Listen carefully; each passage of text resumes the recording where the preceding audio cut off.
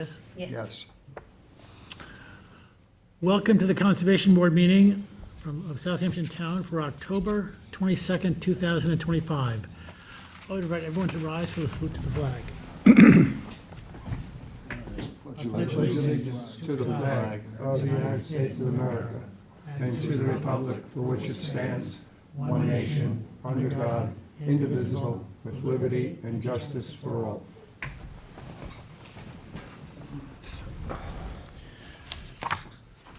We'll do the acceptance of the minutes another time when we have more people here.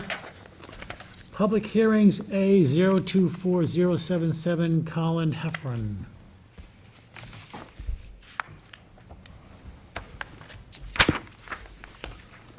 Good evening. It's Michael Shiano from InterScience Research Associates on behalf of the applicant. So I guess I will ask first, how much detail do you want me to go into about the project? Since I know that the board is familiar with it, you had asked us to make some changes. We submitted plans that had those changes on it, so I can go through some of this stuff or all of it, however much you want me to talk about. The discussion that board members had with staff was informal and not complete. Okay. So it was, it's good to really start from scratch. Of course, yep. So the initial application that had been submitted to the board was the proposal to lift the existing house up to FEMA elevation, but keep it in place. A deck was proposed around the perimeter of the house, and the location of that deck was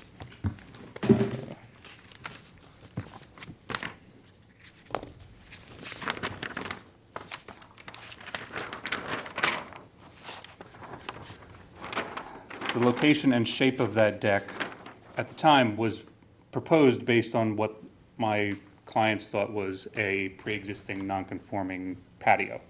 What we had since found out, after the Environment Division's initial review was that that patio had actually been constructed without permits, and what had happened was that that patio it was present on a prior approval when the cottage was rebuilt, and so they just had assumed because it was on that permit that that had also been permitted, but it hadn't been.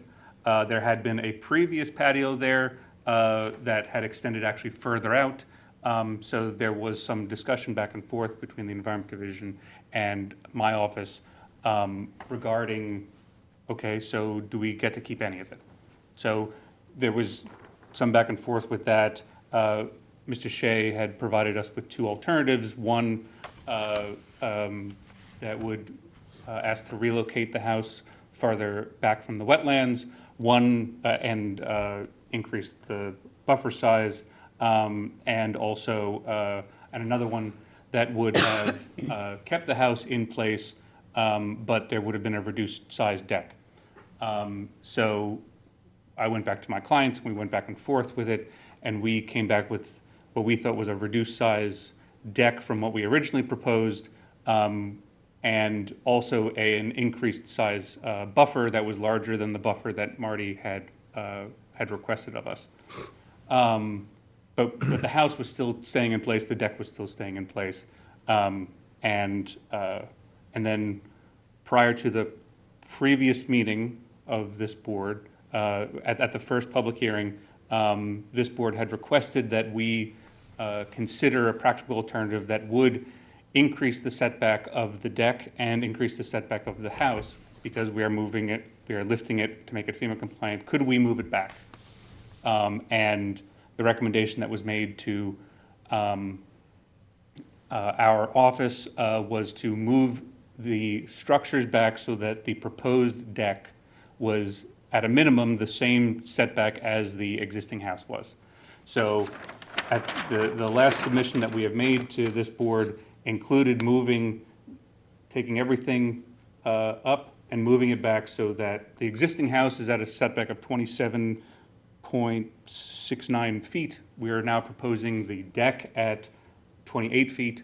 The house has moved back to a setback of 35 feet, I believe, so that's increasing that setback by 7 feet.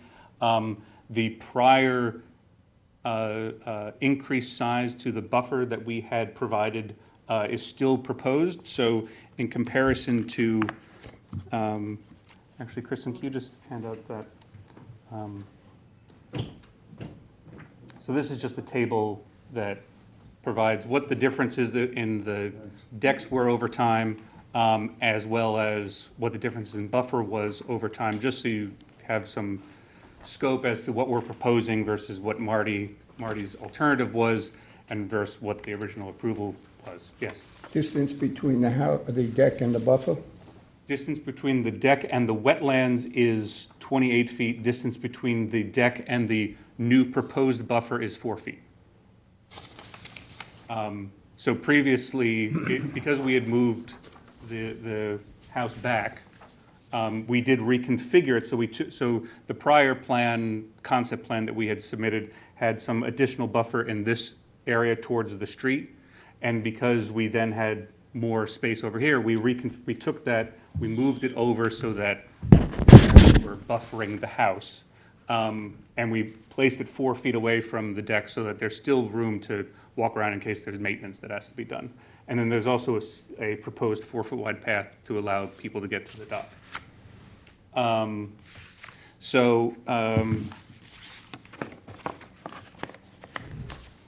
the table that Kristen Lasawi from InterScience just passed out, you can see that the difference between the deck, and some of these numbers are approximate because we measured the plans that, the sketch plans that Marty had provided to us.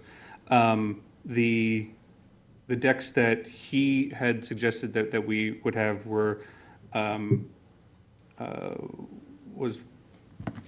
1 second.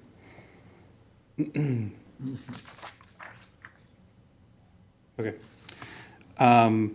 Was 1,163 feet, but they were kind of more on the southern side of the house and not between the wetlands and the house.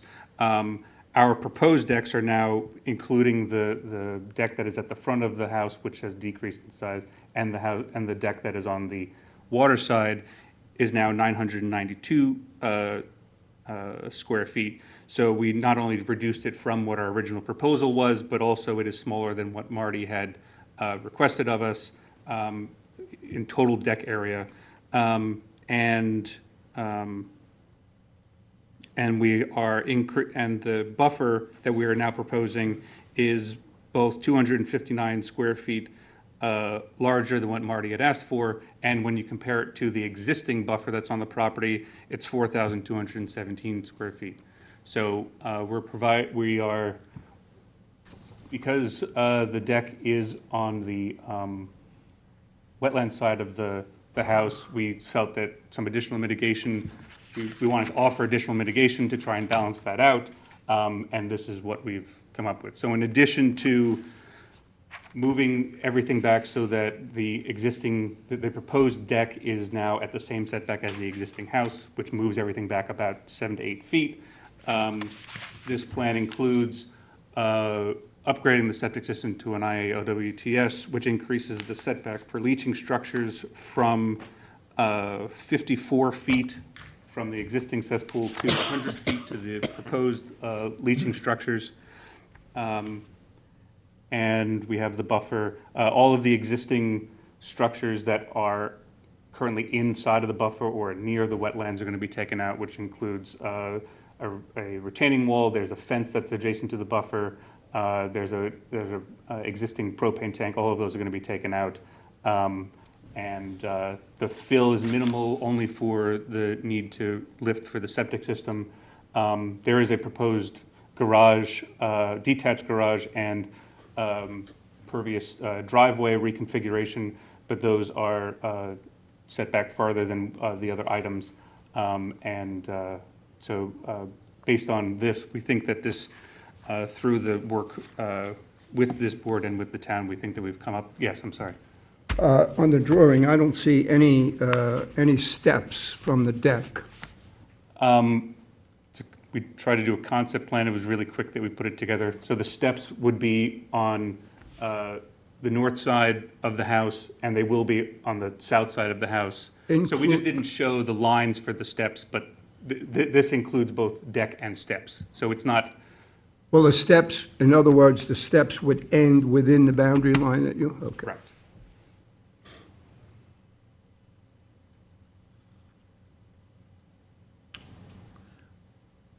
I noticed your existing septic is proposed to remain. The existing septic is located where the proposed house is going to be, so that is being removed. There is another septic that serves the cottage that's going to remain. Okay. And that was put in relatively recently, probably, I can't remember right now in front of me when this was permitted, but it was within the last 10 years. It was right before the 2019 change to the code that would have required it. So this is still in good condition. So, and because we're not doing anything to this side, we've left that as that proposal. The cottage septic system will be a standard septic system, but the one for the house is going to be an IA.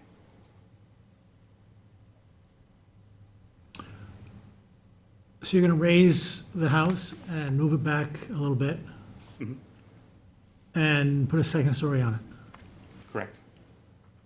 And the current house has fewer than 4 bedrooms. The addition would only add, I believe that there's 2 or 3 bedrooms in the existing house. Part of the work that is going to happen is that there's going to be renovations inside of the house. So the total number of bedrooms is 4. So even with the second story addition, so the septic system that we had previously proposed and that is currently proposed is the same size, because a 1 to 4 bedroom system is the same size according to the health department.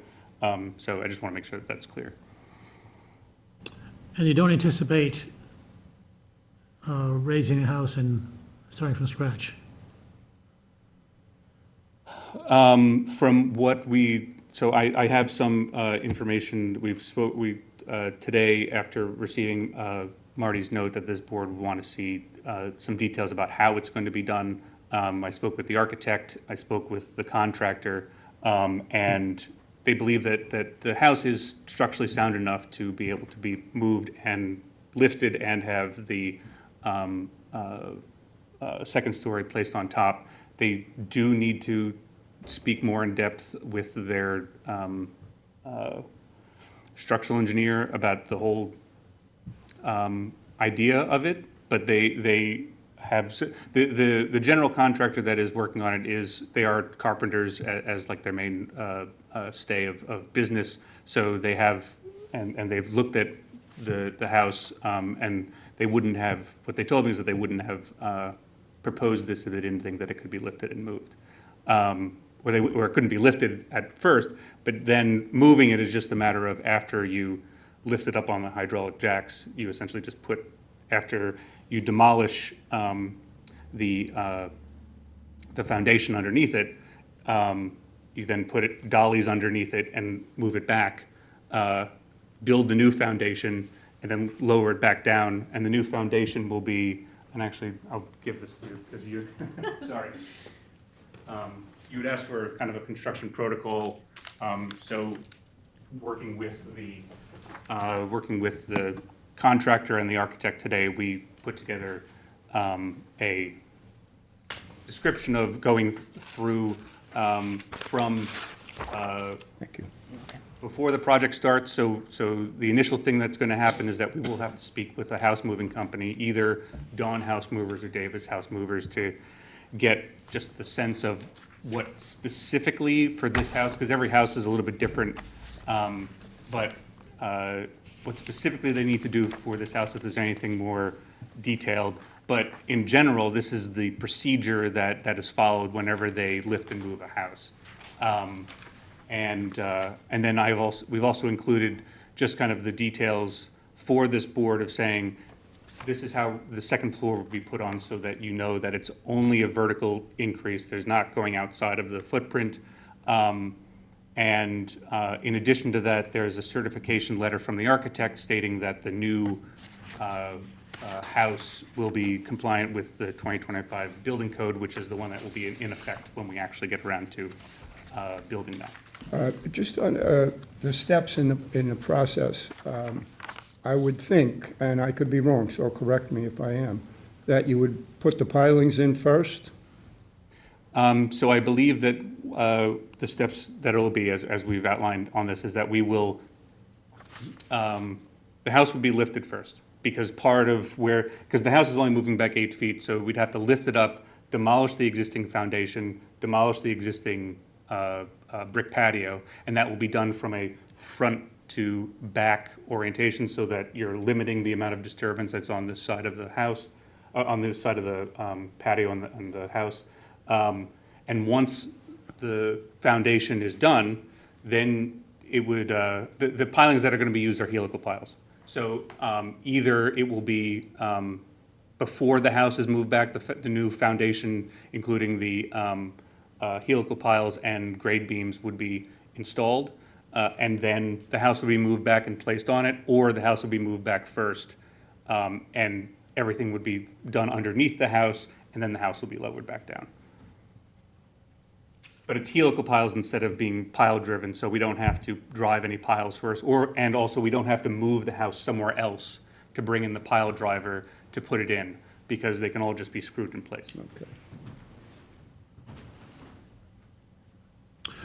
So, when was this house built? The original house was built, it's a good question. I don't remember off the top of my head.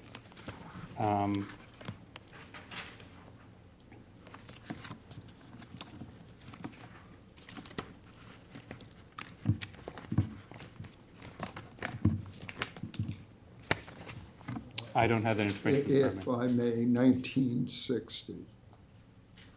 1960. And do you know the wall components of the uprights on the walls? I do not, no. For a one-story house built in 1960, it's most likely they're 2x4s. They really didn't, they went bigger to 2x6s when the code changed for more insulation. They didn't usually talk about insulation much in 1960, not like they do today. And then you're gonna make this new addition and the whole house compliant with the current building code, which is gonna require 2x6 walls. Do you expect to take those 2x4 walls out or add 2x6s? I am not sure. I know that, let me just check the letter that the architect had provided to us.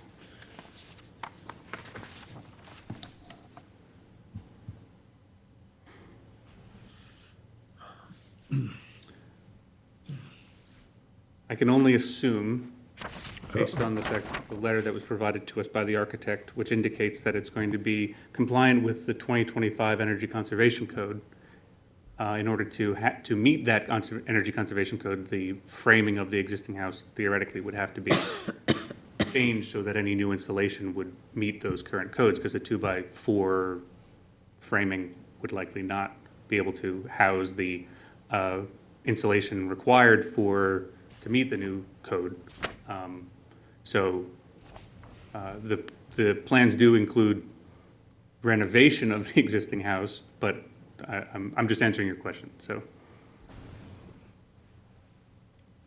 Would you have an alternate plan in mind if something were to happen to the house while you're raising it and moving it and renovating it?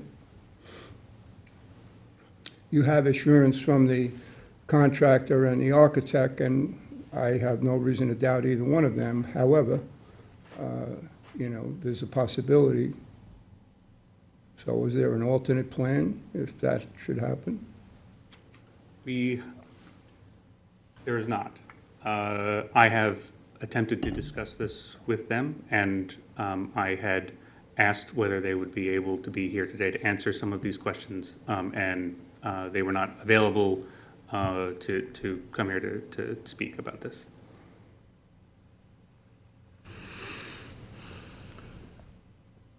But if that was the case and something happened where it then became the reconstruction of a house, then that would change the nature of the project, and we would have to get modifications from both the building department and this board as well.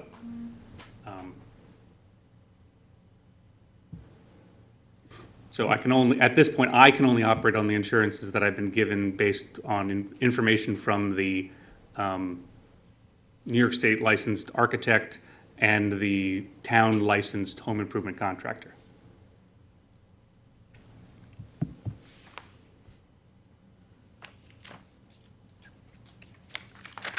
I think you picked up the vibe that this board is very suspicious that this is not going to withstand. So is it specifically the second story addition that's on top of it?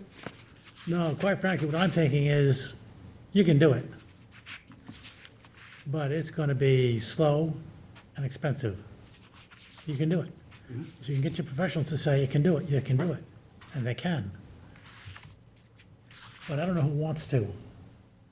I don't know who wants to rebuild a structure and have something nice, which is what I'm sure your client is interested in. So when we look at this as there's the house, and you want to put it in the same place, and then we say move it back a little bit, so you do, versus if there was nothing there, and you want to put it back, put something there, then we start to look, where's the best place to put it? And it changes the way we think about it. So the hesitancy in my mind is, as we go through this, is that we're going to potentially permit something that, when in the end, we'll look back and say, well, that doesn't make any sense, we should have done something else. So I'm trying to think of what is that something else that we should do now? Because I'm kind of parsimonious myself, and I wouldn't do that. But I might come before this board to do that because that's the way to get the house where you want it. So there's a strategy here, but we have to relax Chapter 325 standards to achieve that. Because the standard is something you probably may not be able to meet anyway, the 100-foot setback for structures and 75 for the buffer. So I just want to make sure we're thinking about this the right way so that we can, in the end, have a project here that is faithful to your clients, and they have something that they want and are happy with, but is also faithful to Chapter 325, so the town is being a good steward of the resources. So I feel like there's more information here that's not articulated. I'm trying to figure out how we can make the best decision. See, from some of the way we've been structuring our conversation, if the house were newer and had current 2x6 framing, we would feel more comfortable with the fact that it's going to be easier to do because you don't have to rebuild the entire structure to now change from 2x4s to 2x6s or sister them up or whatever you need to do, shore up the first floor before you even put a second floor on it. But you're moving it, and then you're having to add to it, and then there's still no guarantee that it's going to withstand any of this. So we're going to go through all this work, and then something's going to happen to it, and you're going to say the first floor wasn't viable, something happened, and then you're going to have to start from scratch. It seems like it would be less money and easier just to start from scratch in the first place. And just say, nice house, but goodbye house. Start with something fresh. I don't see where it's practical to do what you're doing and move it and keep it the way it is, where the house was built in 1960. I understand that. I don't. also understand that we have had this application in and submitted to the town of Southampton since December of 2024. So, to some extent, we have worked with the town. I am working with the intent and the nature of the intent of my client. At the moment, the plan as proposed is improving the conditions of what is there right now.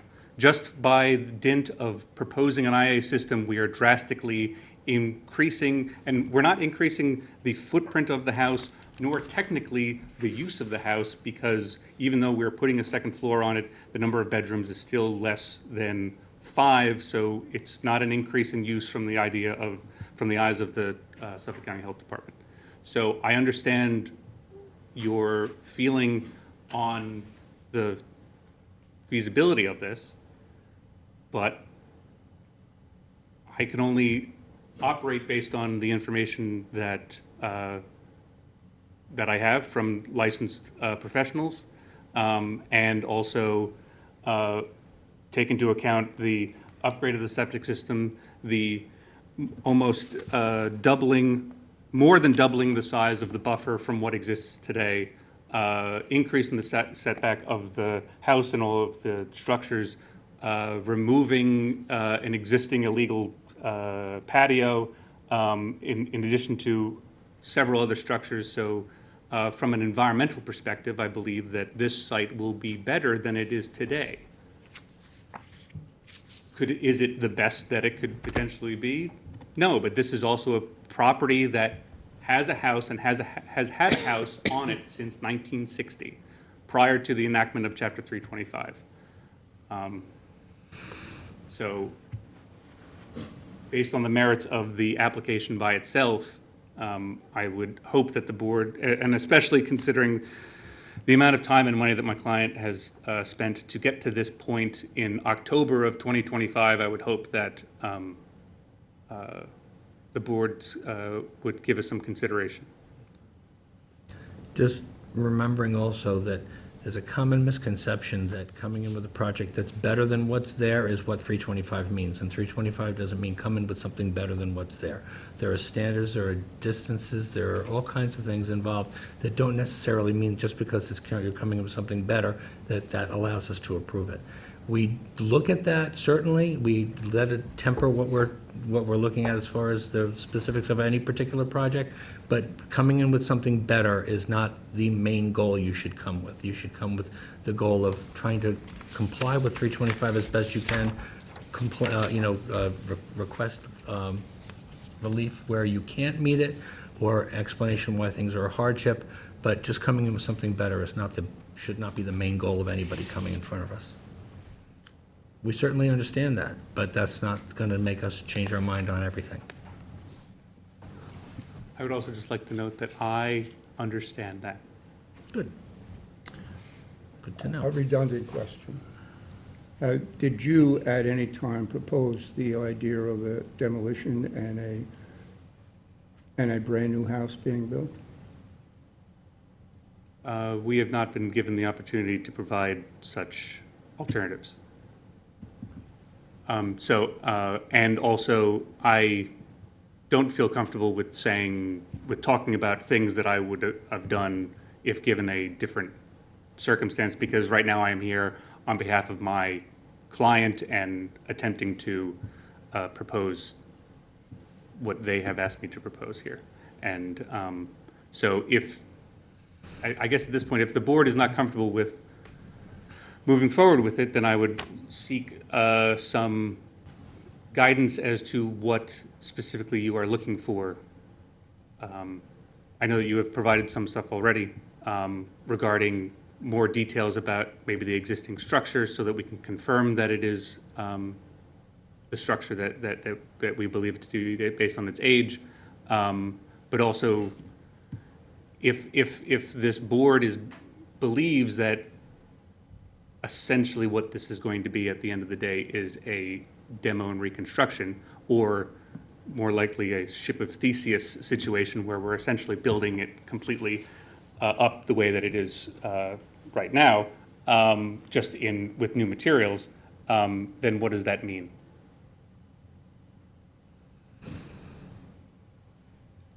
Well, looking at And I would also, I'm sorry, and I would also just like to add that I wish that I had had the opportunity to have this conversation last month. And I know that this board asked that we come back with a practical alternative, but I also know that this type of conversation is helpful for me to then bring back to my client. So based on us interacting with that the comments of, can you also move the house back? Because that was the direct request of ourselves, which we did. And that was the only thing that was mentioned. My client thought, okay, we can just do that, right? And I was like, I'm not sure what that is. I'm not sure if that's the only thing, because I haven't had a chance to discuss it with them. So I understand where this board was coming from, that we needed to provide the minimum practical alternative, but it puts me in a difficult position as well. But not discussing with us before about starting with something brand new and getting rid of what's there. Your client, from the time they came to you, you never had a conversation with them, but, well, this seems like a lot of work to move and add up. Have you considered what it would be cost-wise and logistically to just demolish and start from scratch? That never was a conversation you had with the client before you even put an application in? They came to us with, They said, this is what we want, and we're not going to talk about anything else. So then you come to us, and we ask for something else, and you haven't discussed it with them, so now we're going back to them. I have, I mean, I discussed it based on the information. And yes, I have had some of these conversations with my client, but and I understand where you guys are coming from, but I'm just asking that, I'm just indicating the fact that it would have been nice if I had the opportunity to find out some of your thoughts about the kind of ship of Theseus situation with this current house prior. Because I have also seen people propose a house that is moved back, propose a completely brand-new house that is moved back 5 feet, 10 feet from the existing location, and have it be a completely new house, and that has been approved in other circumstances. So in this case, the idea is that they're taking an existing house and lifting it up and moving it back, based on the input from this board. So that was the optics of it.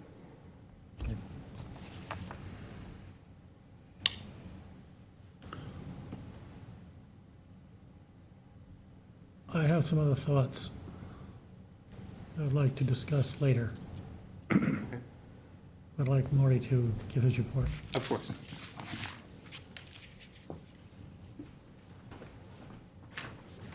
Good evening, Marty Shea, Chief Environmental Analyst for the town. I'll be somewhat brief, as the applicant has provided, an accurate history and description of the project and review process. I would mention that one of the challenges that was faced by my office and the applicant is that initially we were looking at a different plan. We were looking simply at elevation of the existing home, which I always encourage, building of a small addition to the home on the landward side, and construction of a deck. The preliminary advisory report of mine dated May 6, 2025, had provided alternate sketches for consideration by the applicant. But at that time, because we were simply looking at elevation of the existing home, my central focus was the deck. And you'll see on file there's two alternative sketches that show reconfigured decks. One has consequence relocation of the home, and the second just as consequence of significant repositioning and scaling back of the deck. Notwithstanding that the applicant's goal initially was to retain the house in the current footprint and not build a second-story addition, I had sought modifications to the plan that would position the main body of the deck at no closer than 40 feet. So my sketches showed two different possible deck reconfigurations. One which asks the applicant to consider relocation of the home as part of that process, and second called for reconfiguration with retention of the existing footprint. Because initially the applicant was not planning to build a second-story addition, I was somewhat hesitant about asking the applicant to consider positioning the elevated home further landward on the property. This is a large piece of property, and of course, there's an opportunity to shift the home a little bit further landward. And if that was done, that change should not compromise scenic views as enjoyed by the house, because the shoreline in front of the house is open, and that's perhaps the reason why the applicant has sought to construct a new deck on the immediate seaside of the home, because that's where the most beneficial views are of the water. So, not to be repetitive, but the challenge here is whether or not, in the end, as was discussed, whether or not the house will need to be virtually fully demolished and reconstructed. And if so, we're looking at a different project. And then in all likelihood, I would recommend that the house be shifted a little bit further back. There's not, because the home is backed by a large swimming pool and extensive patio that was permitted by this board, which was conditioned upon establishment of the smaller existing covenanted buffer. There's not that much of an opportunity to shift the home much further back. Of course, if we were looking at demolition and reconstruction, we would also potentially look at different configurations in terms of the house layout, and that can be beneficial in achieving greater setback.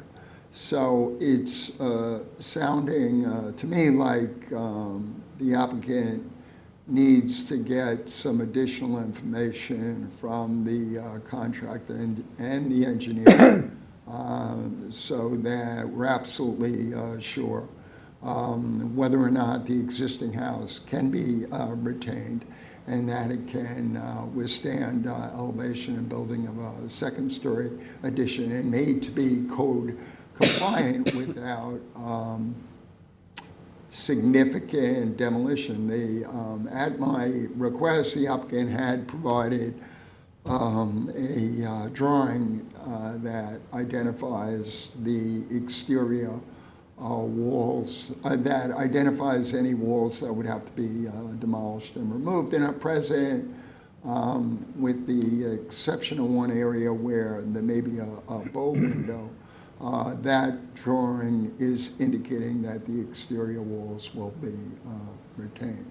So it may be beneficial to this board to get some additional information from the contractor and the engineer before rendering a decision on the current plan. Thank you.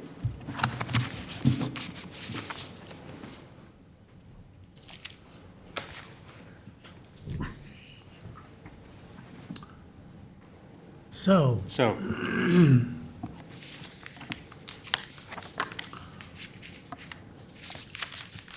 like it when it's a win-win, when everybody feels they've got a better deal. More, better quality, cheaper, all kinds of attributes. I would like to adjourn this let me just say, I think we should adjourn this. At the same time, I want to be careful that it's your client's money, it's not my money. It's your client's vision, it's not my vision. So I want to respect that. So if you really want to close tonight, we can discuss that too. But this is why I think we should adjourn it.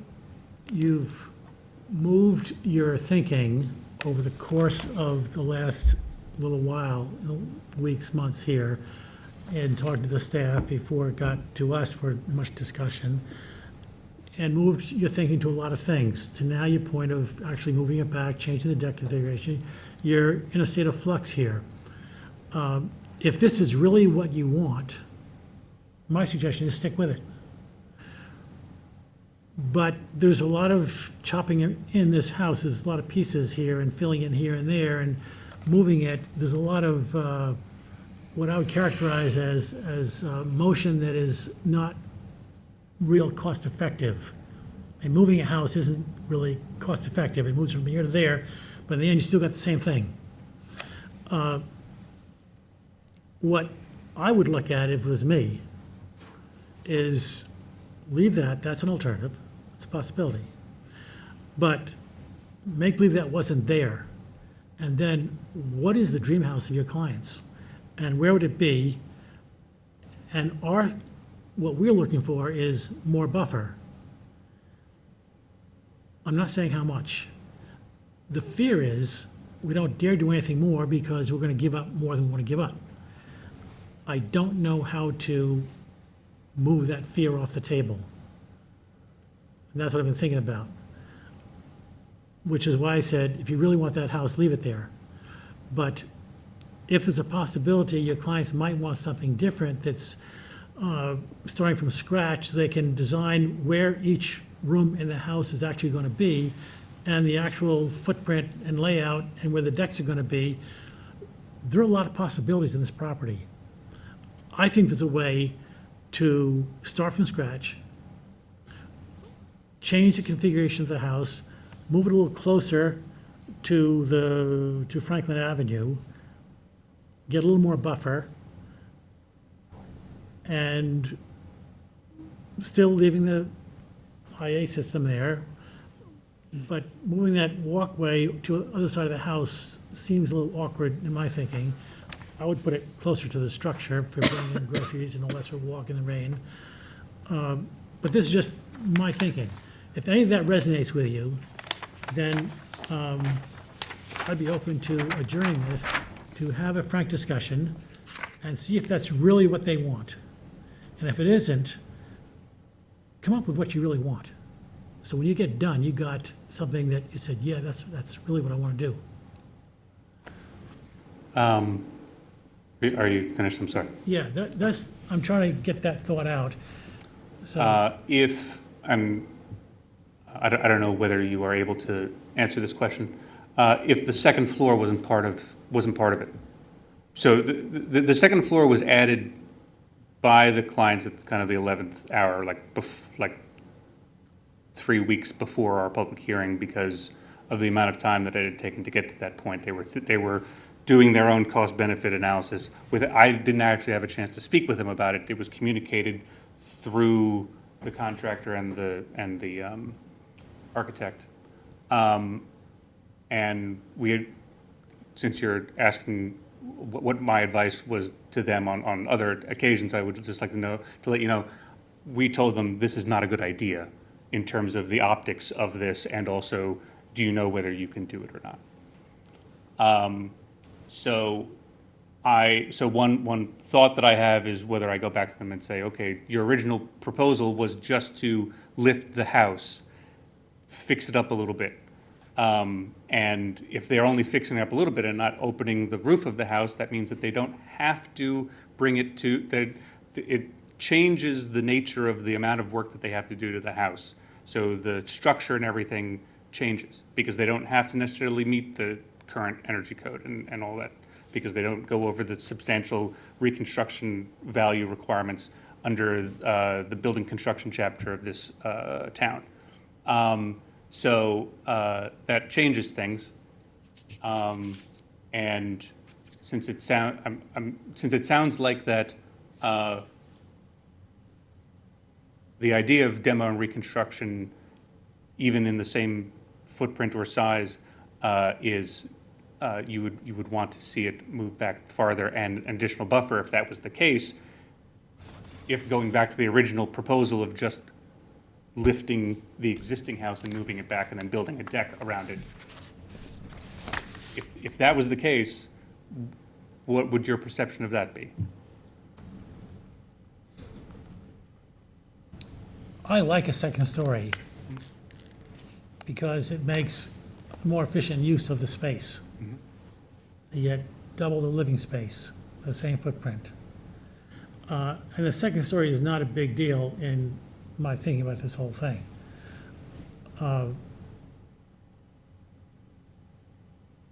think the biggest thing is, what did your client really want? What we look for is, many times, is more buffer.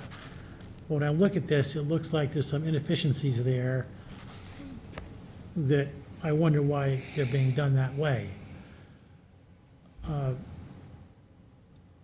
So I don't really have a clear feeling to answer your question, Understood. but maybe others do. Well, another alternative that you could discuss with them, because now we have raised the issue, is a demo and a rebuilt house. I mean, it's wide open now, so you can have that discussion with them. I see potential, Harry mentioned bringing the house a little bit closer towards Franklin Avenue, which would give you more buffer, and they could probably retain the same size of the house. So there is lots of alternatives here, and I guess we haven't exhausted all of the practical alternatives, and I guess that's what we're asking for before we make a decision. I'm sorry, can you just summarize that one more time? I just want to make sure that I understand what you were saying one more. I apologize. I don't know if I can do that. Okay. What I'm suggesting is that you can now open a discussion, because we've raised the issue of a demo and a reconstruction, okay? I've also looked at the drawing here, and Harry has mentioned if you move that house a little bit towards Franklin Avenue, almost in a diagonal manner, we could get more buffer, and you could retain the size of the house that you want without disrupting the property itself too much. It's going to disrupt it somewhat, but not too much. So that's another alternative that you can raise. I personally don't understand why they would want to move the house and put a second story on it. I mean, that, They didn't want to move the house to begin with. Yeah, we asked them to. You guys, I'm Right, sorry, right, this right. board requested that we move the house. right. So that was not part of it. But I meant, Right. okay, I could understand them moving the house, but to move it and put a second story on, I mean, Harry says it's not a big deal, and I agree. It's not, you can do it. You have money, you have people, you can do So it. the but- order of events was, we proposed the house in its location to raise it up, make it FEMA compliant. We got to the public hearing stage, and we said, okay, we'd like to put a second story on because we'd submitted in December 2024. It took until whatever in order to get to this point. The clients, without me being able to actually discuss it with them, said, please propose a second story on top of it. And we said, okay, so that's what we did. And then this board asked, please consider moving the house back.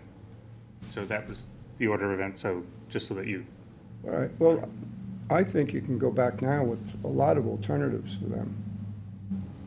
And I think you are in a more, I don't want to use the word powerful, but more assertive position now that we've opened all these issues.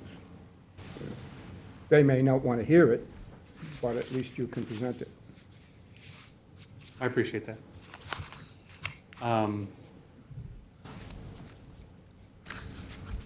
Okay, so the other option would be to just request that you close the hearing, and then I just don't know what your, obviously, and you wouldn't be able to say that here. I'm just summarizing it so that I can then go back and say that I've done this.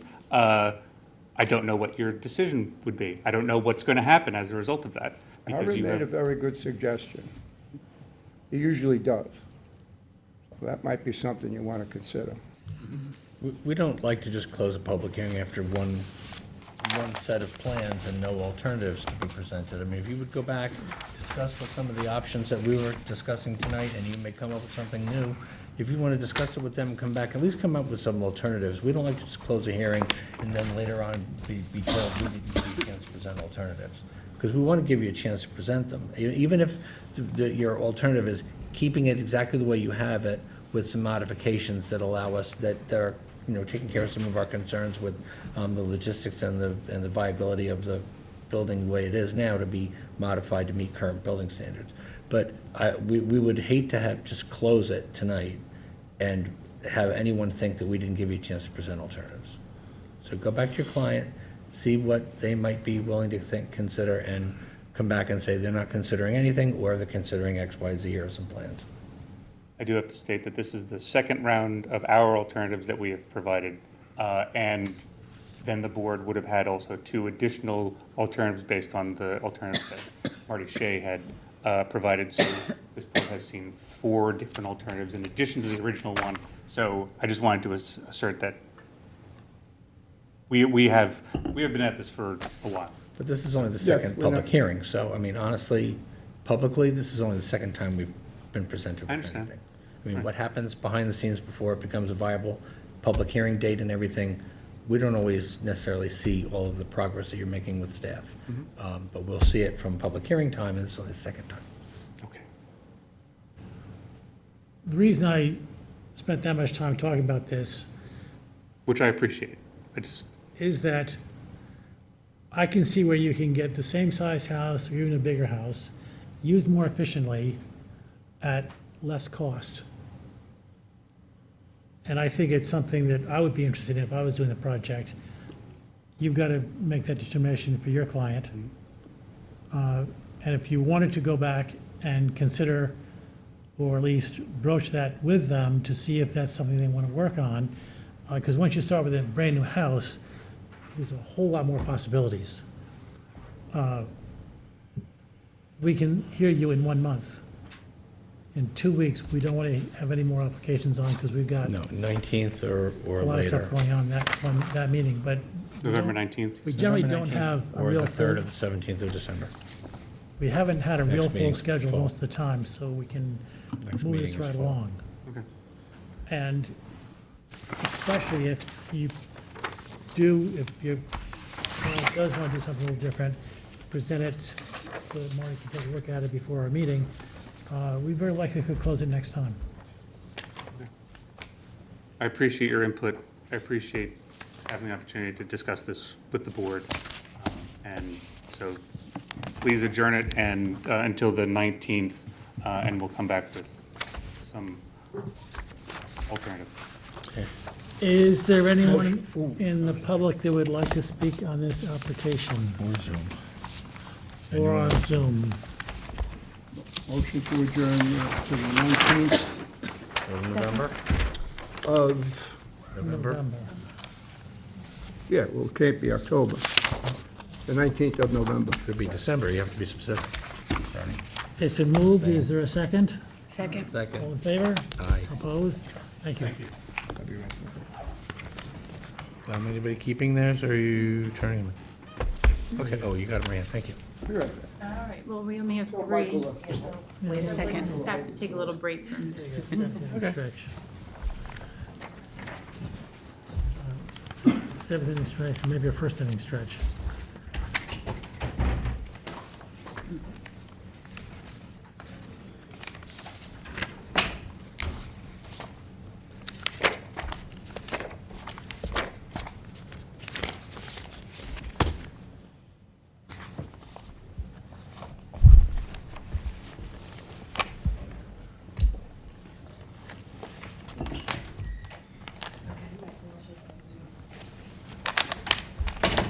You still there? He's on Zoom.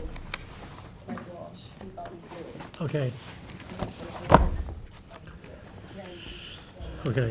Yeah.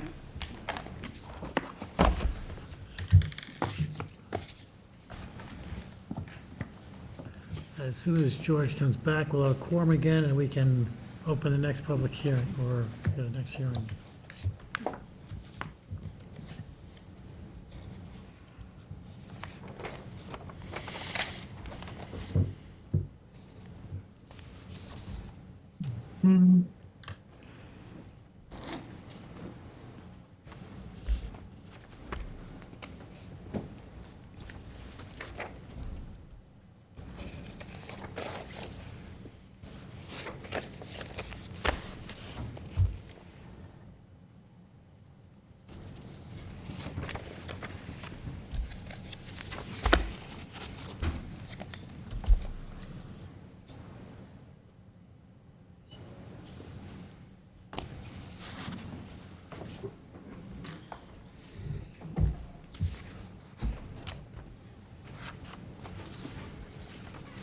I guess he wanted to go to November 13th, but we're not having a meeting that day, so we changed it to November 22nd.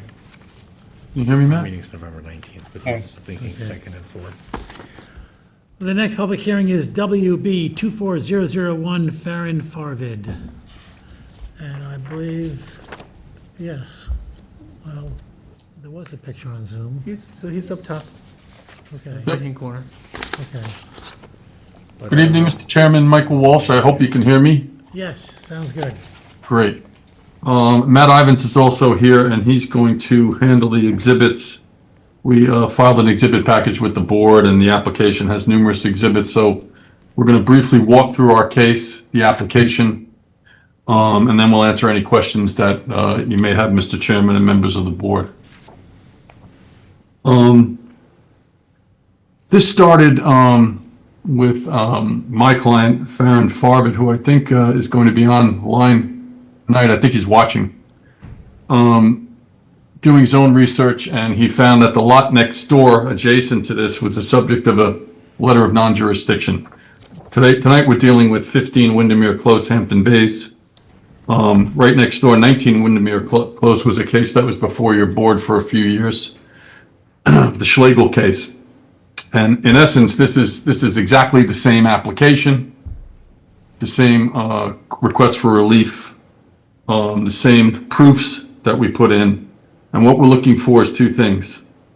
We're looking for a letter of no jurisdiction of applying the bulkhead exemption, which is 50 feet from a bulkhead that's existed since the adoption of the ordinance in 1993. In this particular case, this property has been bulkheaded since 1980, when the subdivision was first filed, subdivision of Windermere.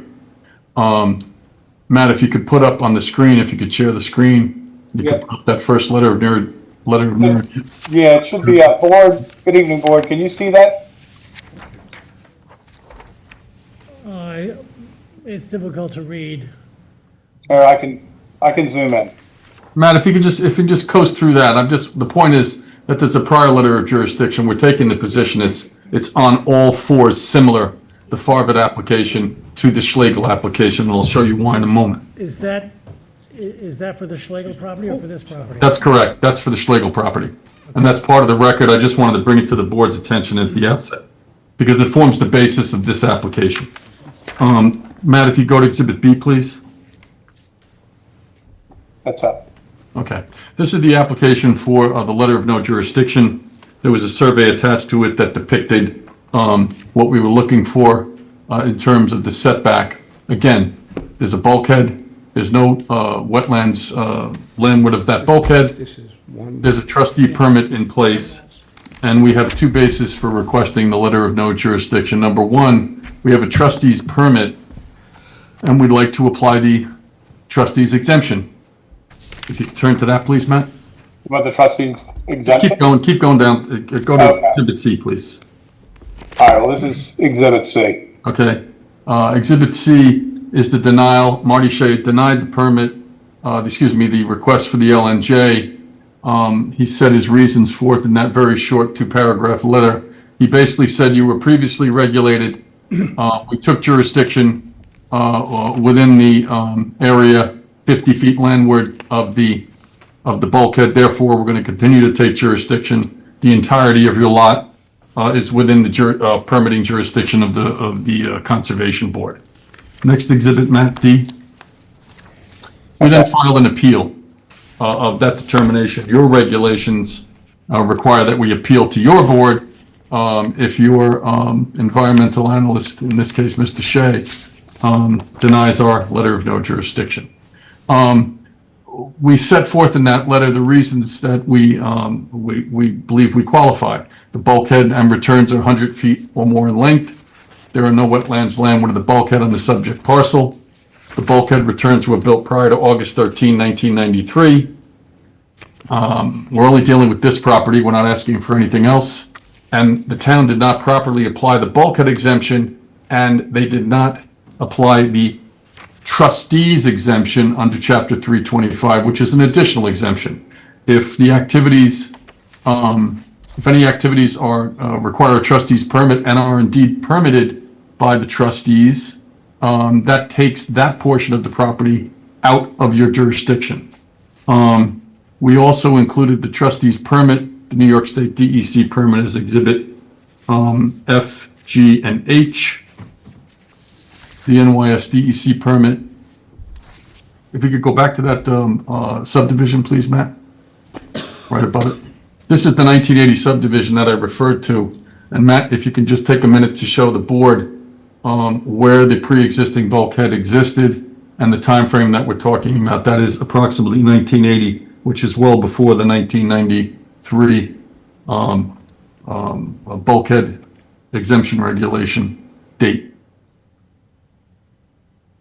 See that, Matt? Yep, I got that. Oh, so what you're looking at here is the 1980 subdivision map, fully bulkheaded this property, all along Wells Creek. The development scheme here clearly called for waterfront lots, bulkheaded. The Conservation Board, by the way, existed in 1980.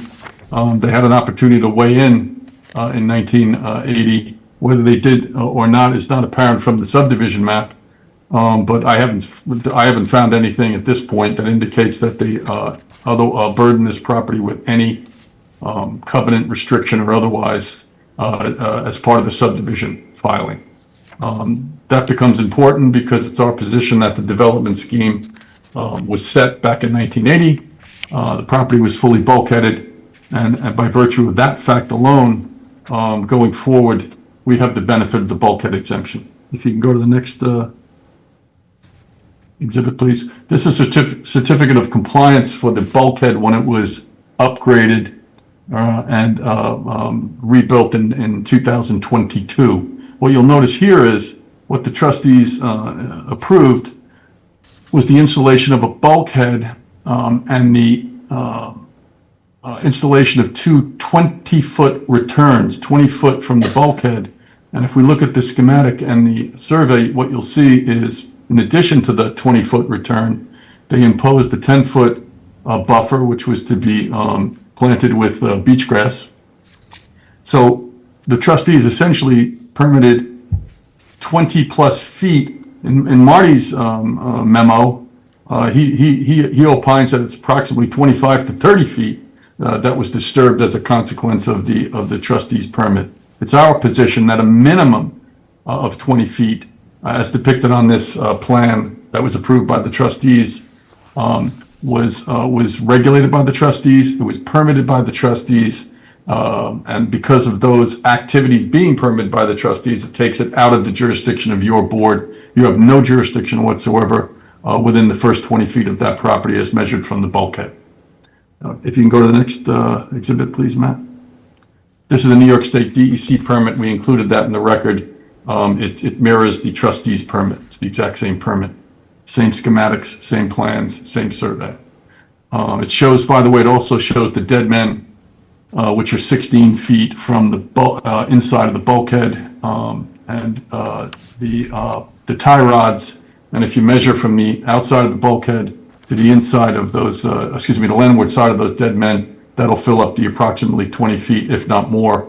And Marty mentions that it's between Marty Shea between 25 and 30 feet of disturbance from the bulkhead that was permitted by the trustees. If you can go to the next exhibit, please, Matt. Hold on one sec. Okay. This is Marty's report, and we read it pretty thoroughly. This is the 2024 report. When we appealed to your board, he put in a report explaining his position on the matter. which is essentially, he visited the site on 3 occasions: March 28th, 2024, May 8th, 2024, June 6th, 2024. By the way, we checked the weather. Those 3 dates were marked by probably the heaviest 3 days of rain in the entire spring season. We also picked up the fact that he visited the site again on August 19th. Again, an extremely heavy period of rain. There was apparently standing water on the ground. And when we figured that out and we checked the precipitation data, which Matt did, Matt went back out there on what we'll call moderate or dry days, and he found something completely and utterly different. The ground was dry. Your environmental analyst put in photographs of standing water. Matt took the exact same photographs, same locations. And what did we find? Dry as a bone. So I submit to you that you cannot assert jurisdiction when you have the town going out there on only rainy days. Obviously, the intent here was to bulk up the record with proof that we don't believe that you have a right to rely on. Number one. Number two, it doesn't show the true state of the site. Number three, we believe it's geared towards penalizing, quite frankly, the landowner. To go out there on these rainy periods, take photographs of standing water. I suspect from Manaville Road to Town Line Road, if you had a day of rain, 1, 2, 3, 4, 5 inches over a period of 3 days, the entire township's going to be wet. You're going to have waterlogged soils no matter where you go. The front lawn of the town hall where you're sitting would be wet. So we're asking you to disregard this proof. We think it's over the top. We think it's overreaching, and we were quite shocked, frankly, when we figured out what was going on here. That the only days that the lot was inspected were these extremely rainy days, periods of heavy rain. It's all there. Matt checked the data. We've got the photography, and that seems to be what Marty based his determination on. He also bases it on the fact that there's Phragmites on the site. We all know what Phragmites are. This board has many boards in the town, not only your board, has determined that these invasive Phragmites are all over the town. They don't necessarily grow in wetlands per se, but under your code, they're a wetlands indicator only if they're within 24 inches of water. The survey data that was submitted with the original application, in fact, survey data going back, which apparently was missed on the first applications on this property, show that the groundwater is 3 feet or more below the surface of the land. Not any different from Schlegel. Schlegel got the LNJ based upon those facts. Phragmites have nothing to do with the matter. There's no other wetlands. We've included the methodology that Marty's supposed to use when he goes out and flags freshwater wetlands. We've been through this before. We've included the New York State DEC handbook and the methodology for flagging wetlands. You have to locate the 100% wetlands area, then 75%, then 50%, and the wetlands line is always 50%, the midpoint of the 50% line. We've been through this many times. We've included it in our submissions to your board. So at this point, what we're asking for, if you can go to the survey, Matt, with the 50-foot bulkhead exemption depicted. This is the survey that we submitted with the LNJ application and then with the appeal. And what we're looking for is for you to apply the 50-foot bulkhead exemption. Again, within that 50-foot is the 20-foot already regulated by the trustees, which is outside your jurisdiction in the first instance. Your line of jurisdiction is depicted on that survey. That's what we're asking for today. We did attempt over the last several months to present alternatives. I know that the chairman consistently applies the code and he asks, are there any alternatives here? I understand why your board does that. It's a thoughtful process. I understand that. And we try to cooperate in that effort. And we have the last version of what we submitted, if I can show you that. Matt, do you have that? Yep. This is a sketch that we proposed. It's essentially the same survey, but what we proposed was adding an additional 50 feet of buffer, even though we don't have to. Add an additional 50 feet of buffer, non-disturbance, non-fertilization, and call it a day. That would be 100-foot setback from the bulkhead, where 50 foot's required under the code. Unfortunately, that was rebuffed by Mr. Shea, and we didn't get anywhere. That's why we're before your board. We appeal to your good natures and your fairness and your just application of the regulations.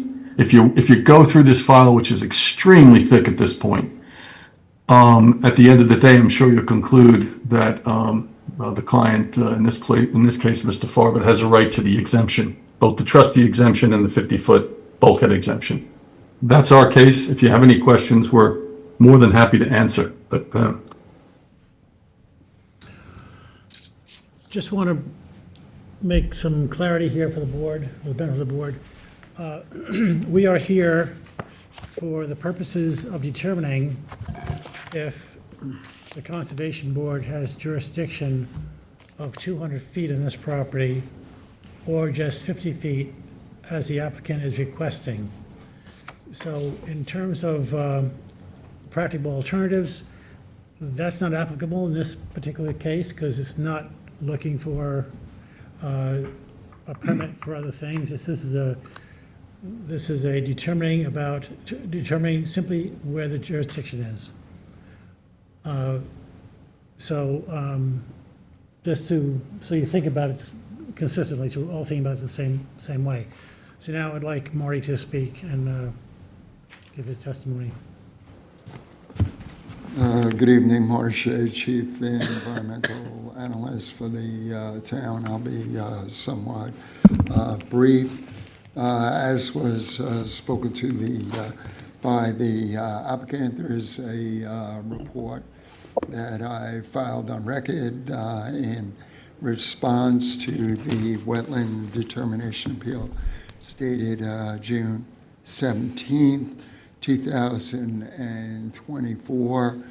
The technical report is 10 pages, but with the attachments, it's about 120 pages. The report speaks to the presence of extensive town regulated wetlands landward of the bulkhead that meet the statutory definition of wetlands set forth in Chapter 325 as a consequence of both the wetland indicative vegetation and frequency of flooding. In fact, the photo essay, which was alluded to, shows that not only is the property often flooded, but it takes some time for that water to drain, showing that we don't have, that at times we have a very shallow groundwater and we don't have real good soil infiltration. The report speaks to the history of this property. The property is not only encumbered by a covenant that requires that the on-site wetlands, as previously identified by the town and surveyed, be preserved, but it also establishes a significant naturally vegetated buffer at the site. The Conservation Board had issued the permit, the wetland permit for construction of the residence that was conditioned upon the establishment of this extensive wetland preservation area and naturally vegetated buffer that generally extends right up to the rear pool and patio area just seaward of the residence. The property conditions have changed significantly, not only as a consequence of the trustees' permitted bulkhead replacement, but also because virtually the entirety of the covenanted buffer, which took in coastal woodlands landward of the wetlands, has been cleared, it has been filled, and is being maintained as lawn. When it came to my attention that the covenanted areas and the covenants run with the properties, so they are legally binding, that they had been cleared and were being disturbed and being filled, the landowner was cited. When the home and pool were initially permitted, the property was under a former ownership. However, when the clearing and filling commenced, the property, it was around the time that the property was in the present ownership. As a consequence, the landowner was cited. He was directed to file an administrative wetland permit application with a restoration plan for the site, which he was amenable to. He filed that application. I did issue an administrative wetland permit with a comprehensive restoration plan for the property. Rather than proceed with that restoration, the applicant proceeded to continue to disturb the restricted, encumbered wetlands and wetland buffers on the property, so that, again, virtually the entirety of the area that was covenanted as a naturally vegetated buffer has since been cleared, converted to lawn with only a few remaining trees. Some of those remaining younger trees are in poor health, likely partly due to the extensive unauthorized fill that was placed at the property. Just to include these in the record, in addition to the site photos that are attached to my June 17, 2024 report, I also have additional site photos that were taken on other dates since the release of this report. And my last visit to the property was a week ago today, when I took these additional pictures. And what is most important about these pictures is they're showing the large area of covenanted naturally vegetated buffer that has been converted to fill, maintain lawn. As indicated, there are only a few trees that remain at the site. So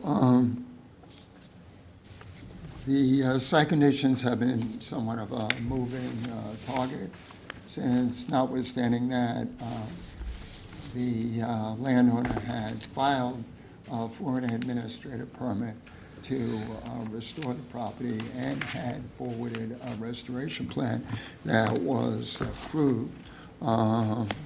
Thereafter, the applicant proceeded with clearing, deposition of fill, and other disturbance in violation of the conditions of that permit.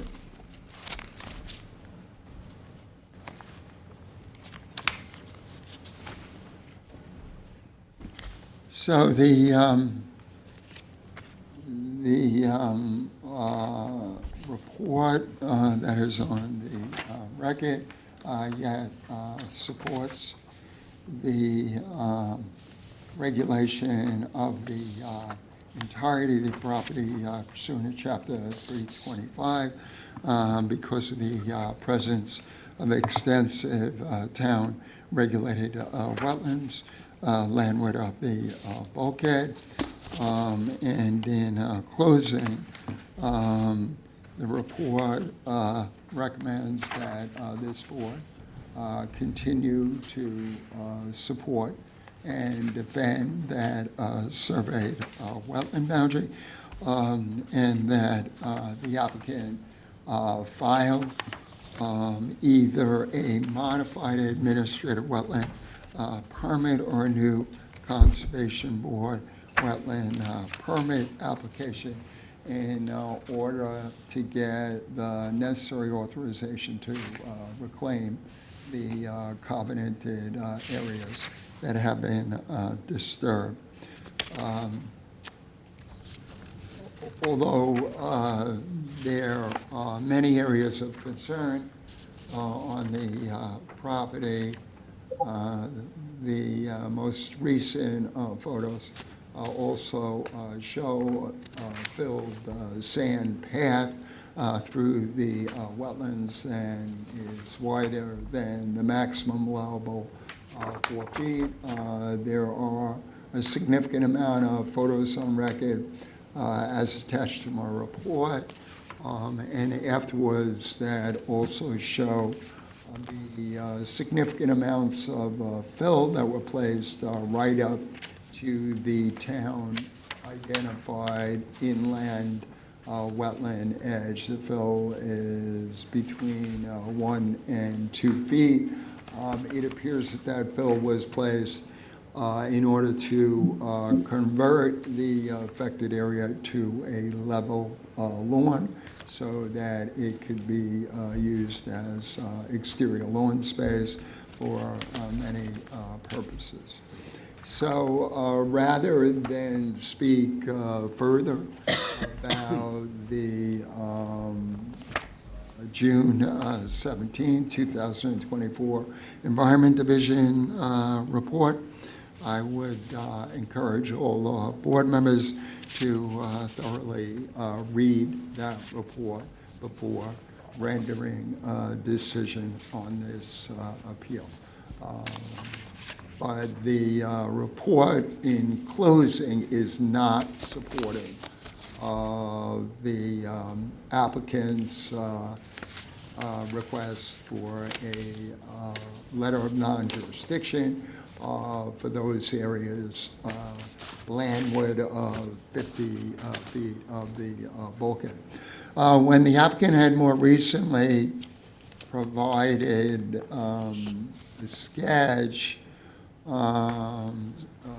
for consideration of, I don't know how else to describe it, a compromise plan for the site. It was very rough and was not the kind of sketch that could really be used for technical review purposes. I don't believe it was to scale, and so, I simply indicated to the applicant that that was not sufficient for me to change my position as expressed by the report. Thank you.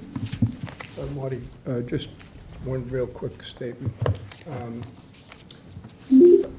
Mr. Wolf made comments about you picking days where it was particularly wet to take pictures.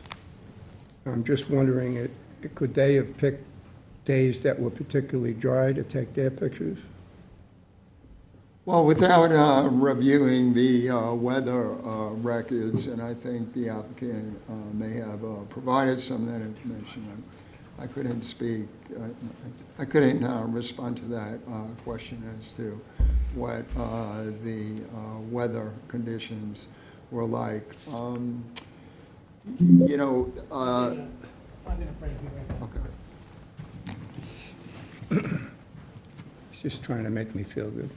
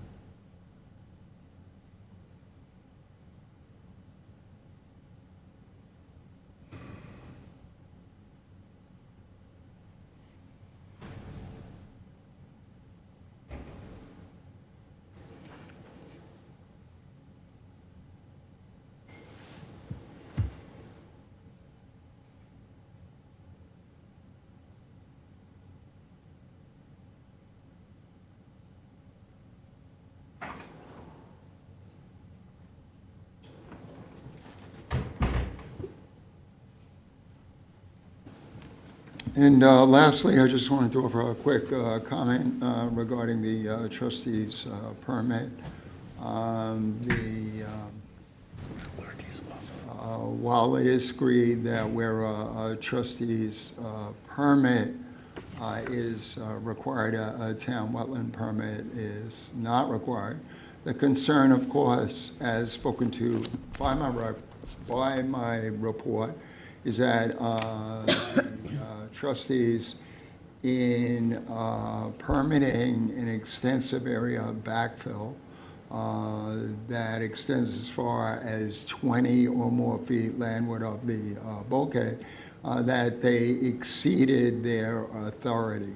As you know, generally their authority only extends 10 feet landward of the bulkhead. That being said, it is not my goal to have the trustees' permitted bulkhead modified, or necessarily to ask that any of the backfill that was placed beyond the extent of trustees' jurisdiction adjacent to the bulkhead be removed.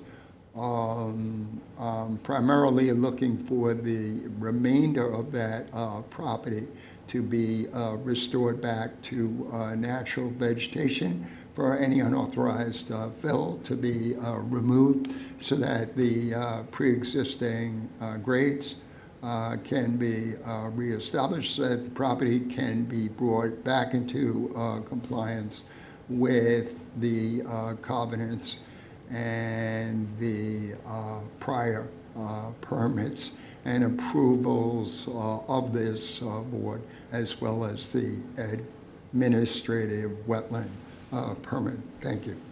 And one other comment, and this is spoken to at length by my report, many of our wetland areas do not have permanent surface flooding. And that's why it can be very helpful to visit these sites after rains, to see whether or not they drain quickly, or whether or not they hold standing water for some time. At the time of some of the site visits, the water depth the surface water depth was at least 1 feet or greater. So this is a property that is marked by very frequent surface flooding. Even on a dry day, you see the evidence of that flooding.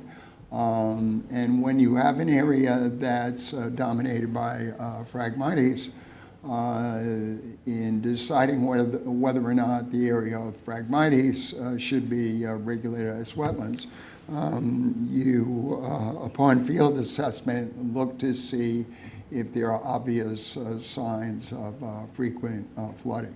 And you will find those signs when you walk the site. I also noticed recently, and although it was only a quick qualitative assessment of the property, it looks like the Phragmites marsh areas are being colonized by a lot more diverse tidal wetlands indicative plants. So I am seeing changes, what appear to be changes in the nature and composition of the vegetation at the property. Not that any of that would change the surveyed wetland boundaries, but it's another indication of the the frequent wet conditions that you have on this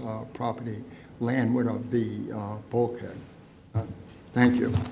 Marty, just to clarify, that last part you just said is not in your report from last year.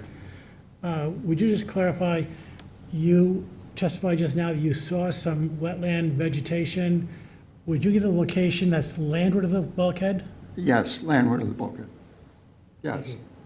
And that was just a qualitative observation. I didn't, a week ago, I didn't walk the entirety of the property. I just noticed that in walking down to the bulkhead, that there appear to be some changes occurring in the composition of the Phragmites marshes, in that it appears that there is additional tidal wetland indicative plants that are colonizing the area and appearing in that area. Thank you. Thank you, Marty.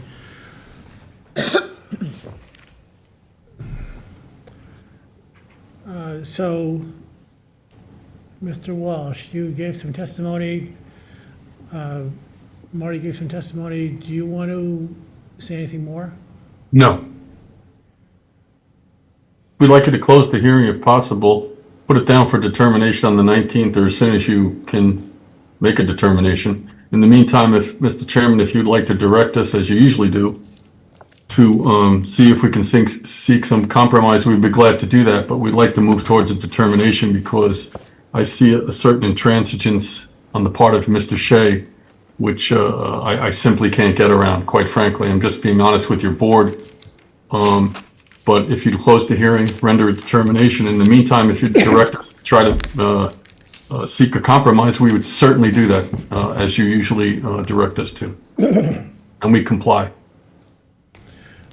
So, as I spoke of earlier, this is an application before us to render a decision as to the jurisdiction on this property.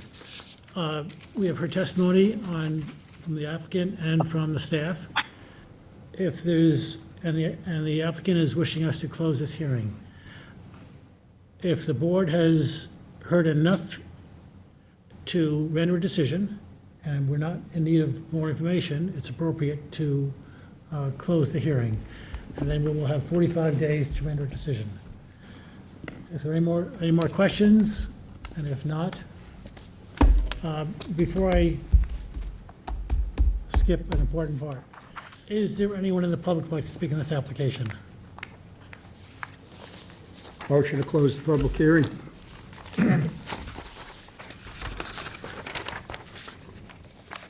I said second. Oh, didn't hear. Didn't hear you. It's been Sorry. moved and seconded to close the public hearing. All in favor? Aye.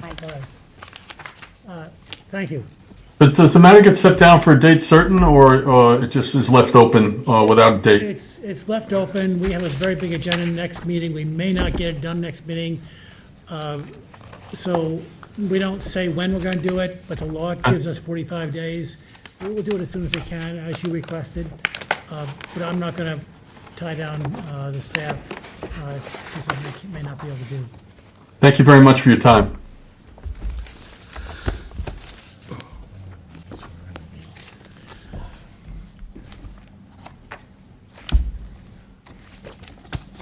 Advisory reports.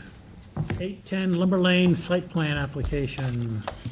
Good evening again, Marty Shea, Chief Environmental Analyst for the town. This is a pending site plan application for our property at 810 Lumber Lane in the hamlet of Bridgehampton. There are two recommended advisory comments. The first is that as the affected land has already been established as an agricultural reserve pursuant to the filed subdivision map of M4 Lumber Holdings LLC, and is recognized as farmland of statewide importance, the proposed agricultural building and fence line installation is consistent with the intended beneficial use. And second, based upon our Environment Division field assessment completed on Wednesday, October 15, 2025, there are no significant environmental concerns regarding this site plan application. Motion to send those comments to the planning board. Second. All in favor? Opposed? 94 Dune Road owner LLC, draft environmental impact statement. The 94 Dune Road owner LLC property is located at 94 Dune Road in East Quogue on the bay side of Dune Road. It contains considerable tidal wetlands.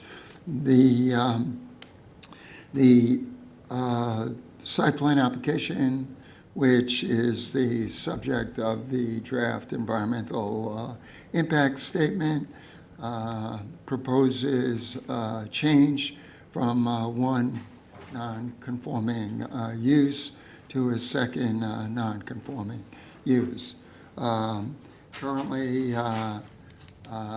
the property is characterized by an existing restaurant. There is considerable parking areas and decking areas. There are docks and jet ski floats, and there are tennis courts that have since been abandoned that are being used as overflow parking. So the applicant is looking for planning board approval to demolish virtually the entirety of the existing site improvements, with the exception of the existing bulkheads, docks, and jet ski floats, and to construct 25 elevated two-story townhouses or condominium units. Those structures would be elevated on pilings as required by FEMA, because the entirety of the property is seaward of the limit of moderate wave action. As such, any new construction needs to conform to VE standards. The attached condo units would be two-story units. There would be garage and storage space beneath the finished first floor of those units. The majority of the units would have roof decks. There are also other amenities like spiral staircases. As part of the pending site plan application, the applicant is also seeking approval to construct a community pool and cabana at the site. The applicant is offering to abandon the existing sanitary system and to construct a sewage treatment plant. The applicant has not only pending application with the planning board, but also with the zoning board of appeals in order to convert the site from one non-conforming use to another non-conforming use. The property is actually zoned R80. It's zoned for one single-family residence. And I say one residence because of the constraints of the wetlands. They take in about 2/3 or more of this property. The plans for redevelopment of the property would not be compliant with Chapter 325, as the construction of the units would occur approximately 75 feet landward of wetlands, rather than at the required minimum 100 feet, and the swimming pool would be constructed 50 feet landward wetlands. The buffers that are being proposed range from 50 feet to 75 feet. The requirement by code is a minimum of 75 feet. There is a public hearing scheduled by the planning board for tomorrow night. It is likely that the hearing is going to be closed tonight, so it is essential that the board act on the advisory comments that have been drafted, so that those can, as presented or amended, so that those can be forwarded to the planning board tomorrow morning and become part of the public record for tomorrow night's hearing. So I'll try and go through these recommended comments as quickly as possible. We do have a copy of the site plan on the wall. I'm going to hand that up to the board.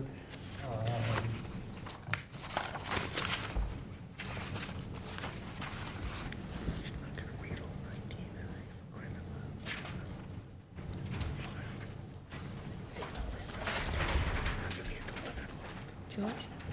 Sit on.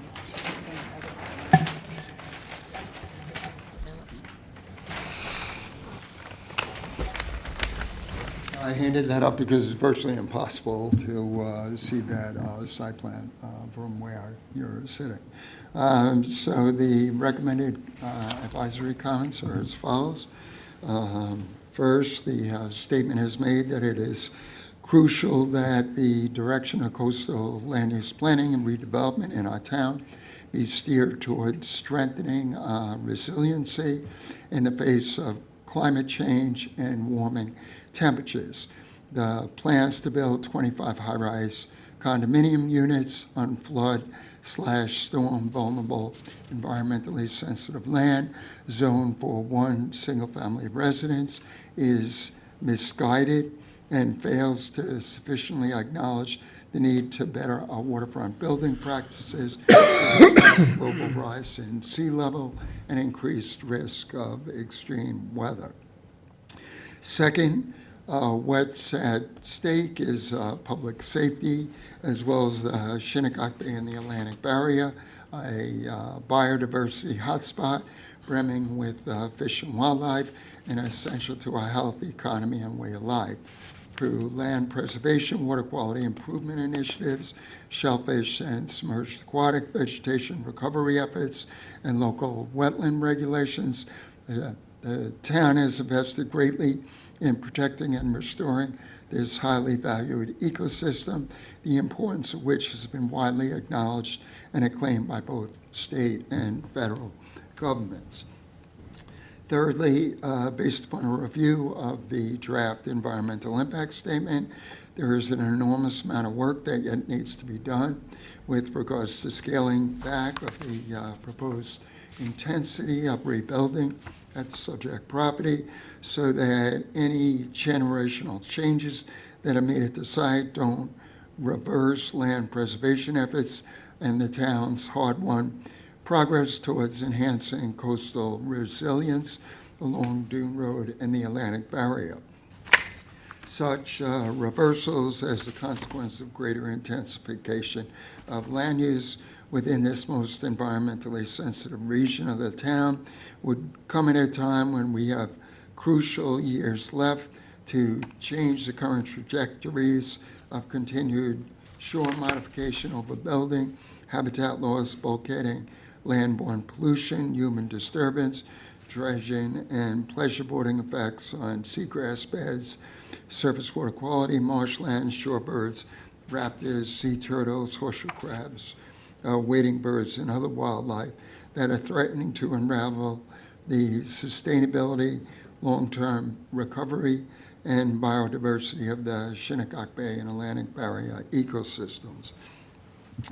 Fourth, notwithstanding the applicant's offer of increased wetland building setbacks as compared to the current conditions, along with their offer to establish minimum wetland buffers and to build a sewage treatment plan, to create a small area of new wetlands, as well as to landscape with native vegetation, and to abate stormwater from the site. The redevelopment plans, including the planned rotation of the entirety of the existing bulkheaded shorefront, as well as the existing 16 boat slips and 10 jet ski floats, together with the applicant's general dismissal of the project's ill effects on the environment and the availability of more favorable, practicable, less damaging alternatives, hits at the bedrock of the town wetland law and town coastal policies, which, in the interest of fostering wetland and ecosystem recovery, directs landowners who are challenged by wetland constraints and flood vulnerability to evaluate and come forward with creative approaches to mitigate adverse impacts. Foremost of our concerns is that as mentioned previously, foremost of our concerns is that the site plan yet calls for construction of the dwelling units and swimming pool at setbacks of 75 feet and 50 feet from wetlands, respectively, where 100 feet is required by Chapter 325 of the town code. Such request is troubling, as any granting of the relief would have adverse effects on wetlands, fisheries, wildlife, and surface water quality. Maximize wetland buffers and wetland building setbacks are not only needed to protect the environment and allow for landward migration of wetlands with sea level rise, but also to reduce risk of flood damage and contamination of Shinnecock Bay. 6, the alternative of redevelopment and strict adherence with the required minimum 100-foot wetland construction and 75-foot wetland buffer setback requirements throughout the entirety of the property, notwithstanding the differing bulkheaded and natural shorelines, thus needs to be fully evaluated with alternate drawings and sufficient information provided as part of the DEIS alternative analysis in order to allow for a comparative review and rendering of a decision as to whether or not the standards set forth in Chapter 325-9, which other standards for issuing a wetland permit can be met. As spoken to by Chapter 325, practicable alternatives that meet the standards set forth in Section 325-9A are presumed to be available unless the applicant clearly demonstrates otherwise. 7, to maximize success at wetlands and barrier duneland protection and recovery, mitigation of impacts therefore needs to take the direction of decreasing the proposed significant increase in site nonconformity, either by rebuilding in accordance with the applicable zoning of R80 or by exploring alternate, less environmentally compromising uses for the property, which would significantly scale back the footprint of construction and land disturbance, or simply by reducing and potentially reconfiguring the currently planned number of housing units.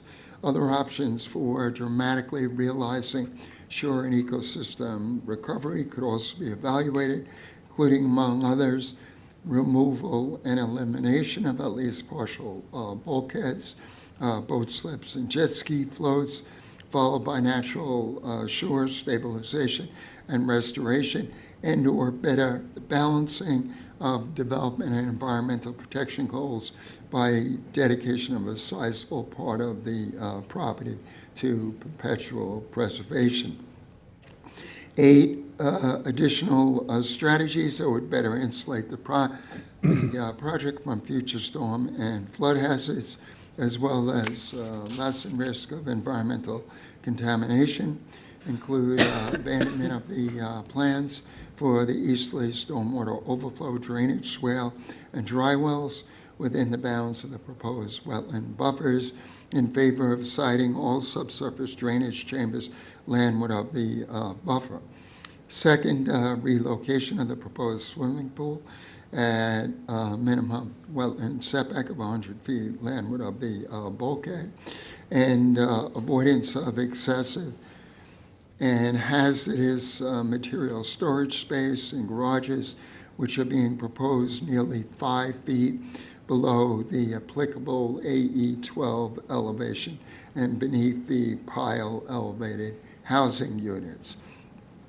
9, exposing the pool and ground level garages of 25 units to flooding is worrisome, as such practices could, in the aftermath of a hurricane or a severe storm, expose Shinnecock Bay and its fragile ecosystem to chemical-laden storm debris with pollution of surface waters, refuse strewn across marshlands, and toxicity to aquatic life, with potentially devastating toll on the environment and human health, requiring years of cleanup and remediation.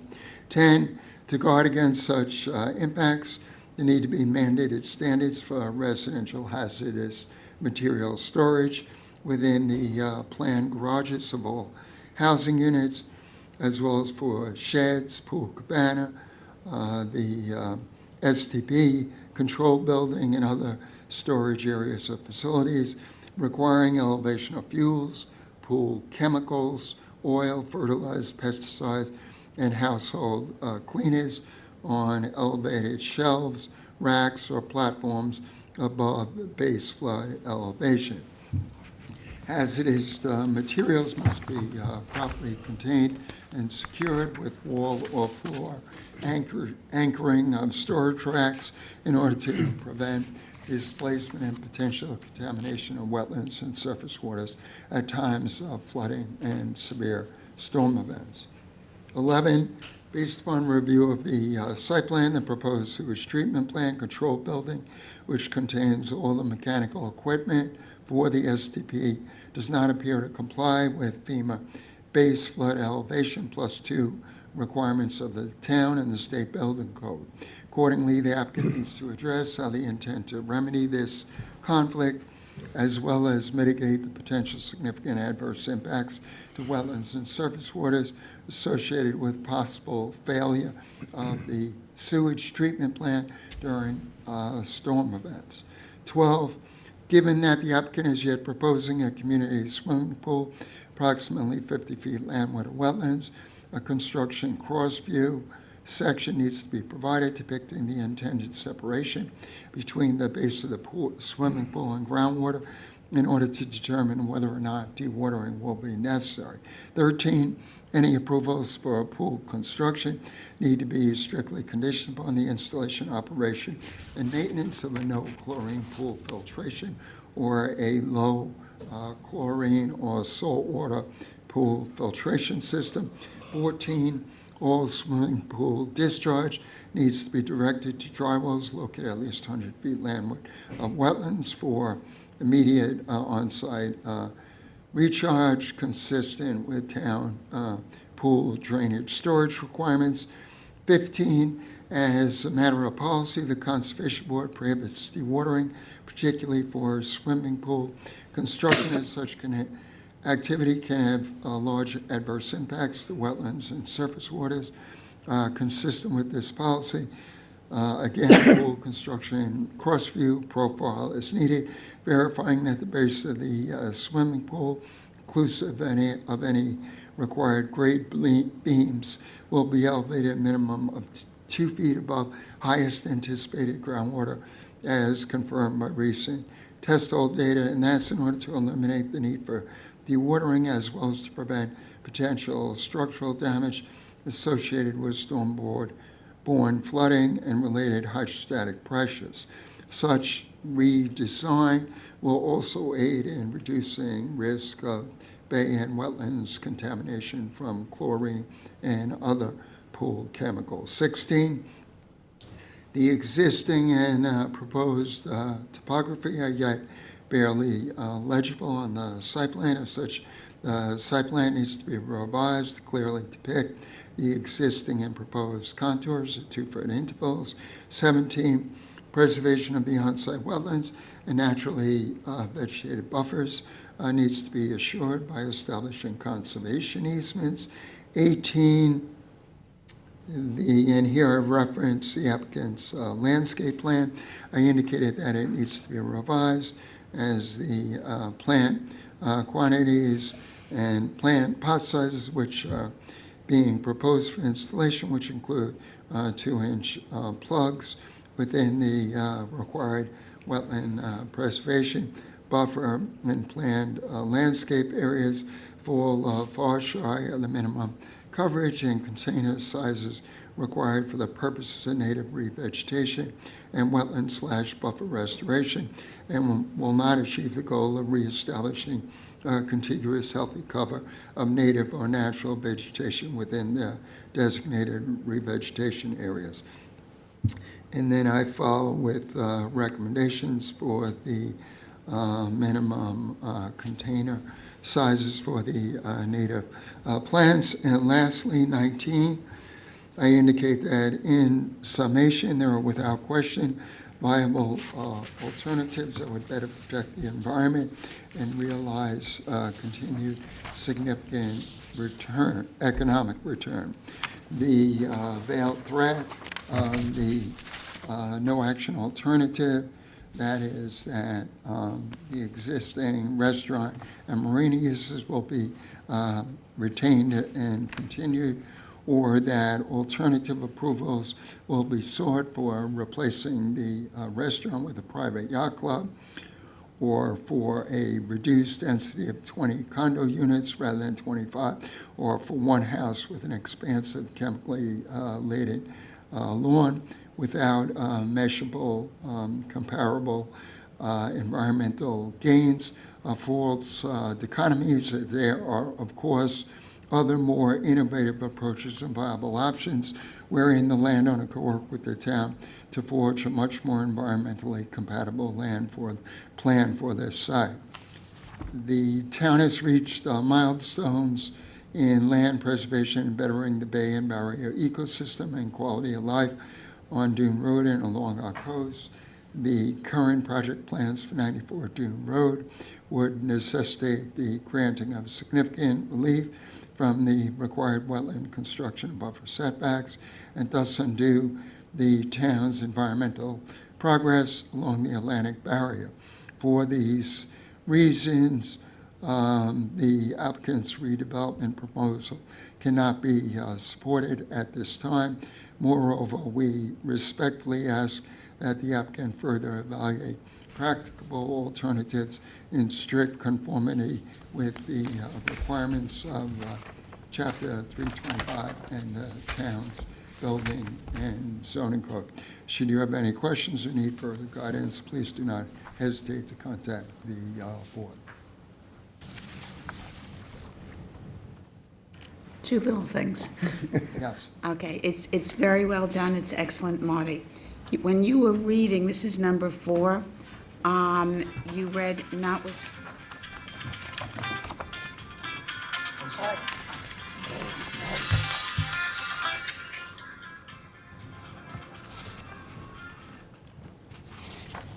Hi, I'm still on my meeting. I'll try to get out of here. Everybody's so relieved when it's not their phone.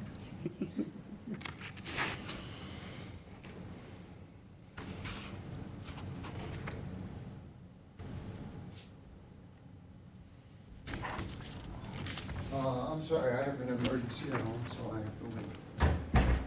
Okay. And if you want to, maybe send me an email. Okay. With those suggested revisions. I would, Leave that, we'll get all that. all right, thank you. Good luck, Marty. We can finish up. So why don't you articulate those for the record? Okay, so, number 4, notwithstanding the applicant's offer of increased wetland building setbacks, and here it's comma, minimum wetland buffers, et cetera. Marty had read that notwithstanding the applicant's offer of increased wetland building setbacks compared to the current conditions.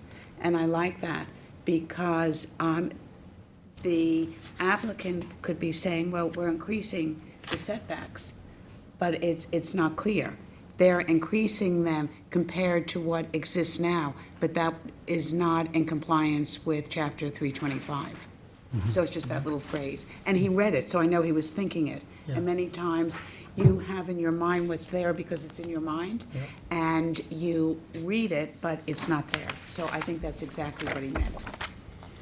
And then the other was number 7, where he's says to maximize success at the wetlands and barrier dune land protection and recovery, mitigation of impacts therefore needs to take the direction of decreasing the proposed significant increase in site nonconformity. And he goes down, and in the middle he says, or simply by reducing and potentially reconfiguring the currently planned numbers of housing units. Do you see that there? And that, I think, opens up the door. If we just decrease it from 25 to 20 or something, it's not so egregious. So when he mentioned in paragraph 3 about decreasing the proposed intensity of rebuilding, he brought in that we would have to still follow, Chapter 325 and the other restrictions. That's not here in this paragraph. So I wouldn't want somebody picking it up out of context. Did you get those points? The gist of them? Could you write that up more clearly and send an email Okay, by 6 o'clock tomorrow morning? yes. I can't sleep. Anyway, Okay. Okay. so I send those to Marty and also to you. Yeah, okay. Is there a motion to send these comments to the planning board as amended? But I just have a question. Did anybody else pick up anything or want to add anything? No, it was a very concise report, very, Okay. yeah, very, Motion to send these comments to the planning board. second. All in favor? Aye. Opposed? And now for the ZBA, Anthony Adino and Rosemary Adino. You're just going to make a motion to send them?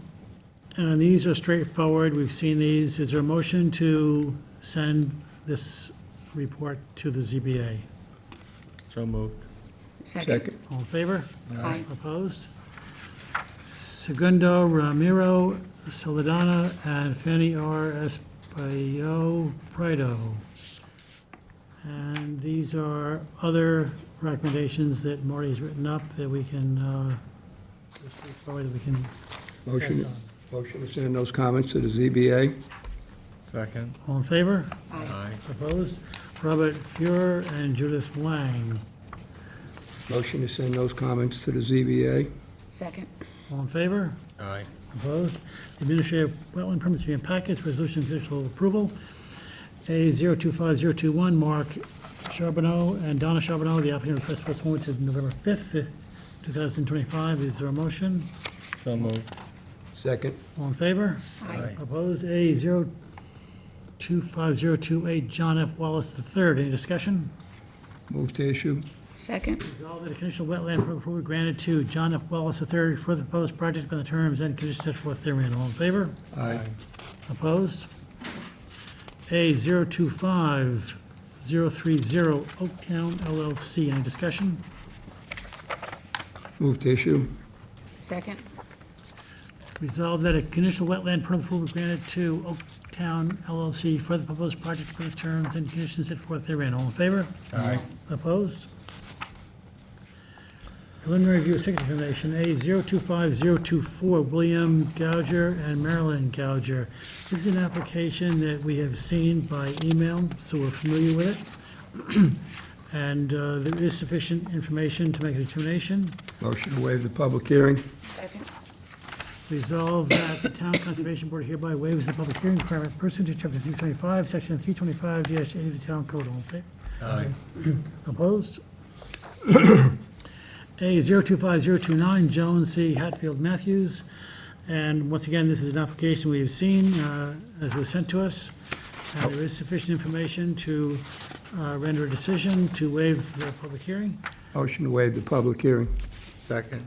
Resolved that the Town Conservation Board hereby waives the public hearing pursuant to requirement pursuant to Chapter 325, Section 325-8E of the Town Code. All in favor? Aye.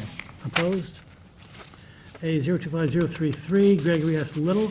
The applicant requests postponement to November 5th, 2025. Motion to postpone to November 5th, 2025. Second. All in favor? Aye. Opposed? Resolution issue modification, CB 24004B Circ, 37 Peconic Bay LLC. Motion issue. Second. Resolve that a wetlands permit modification be issued to B Circ, 37 Peconic Bay LLC for the proposed project by the terms and conditions set forth therein. All in favor? Aye. Opposed? Resolution to issue modification of conditional approval. Move And to- this is A 023022, Guillaume Savadier. Move to issue. Second. Resolve that a conditional wetland permit modification be issued to Guillaume Savadier for the proposed project by terms and conditions set forth therein. All in favor? Aye. Opposed? Motion to adjourn? Motion to adjourn. All in favor? Opposed? Just in time. Thank you all.